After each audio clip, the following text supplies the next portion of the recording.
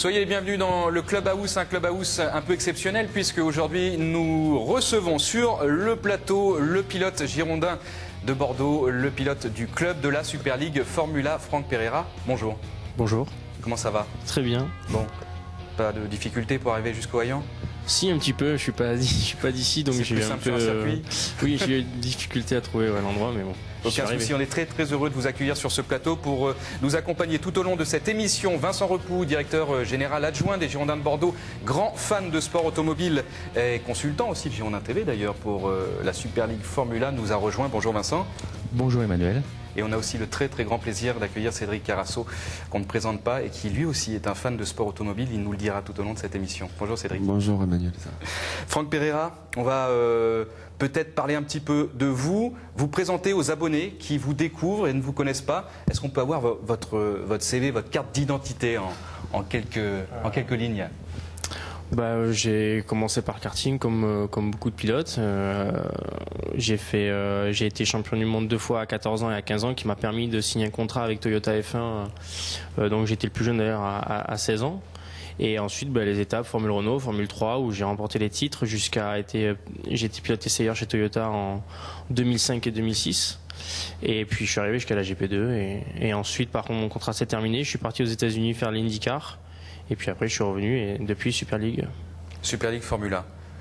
Vincent, je sais que vous avez suivi aussi un petit peu le parcours de Franck Pereira. Vous pouvez alimenter ce mini-portrait, ce mini-CV? Oui, le parcours de Franck montre que rien n'est facile en sport automobile. Le talent ne suffit pas. Franck a été le plus jeune champion du monde de karting de l'histoire. Et évidemment, ça crée d'énormes attentes. Il a eu la chance d'être intégré très tôt dans un programme ambitieux qui était le programme Toyota. Mais Toyota a décidé de se retirer, à un moment donné mis les bouts.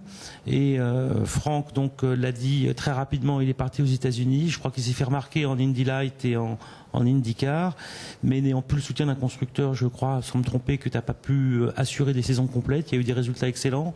Non, mais puis en plus, il y a eu la crise qui est arrivée en même temps, donc ça fait que vu que je n'ai pas les moyens ni de sponsor derrière, après Toyota, trouver des volants gratuitement et toujours galère. Voilà, donc un très jeune, on a un pilote très jeune. Tu as quel âge maintenant, Franck? 26.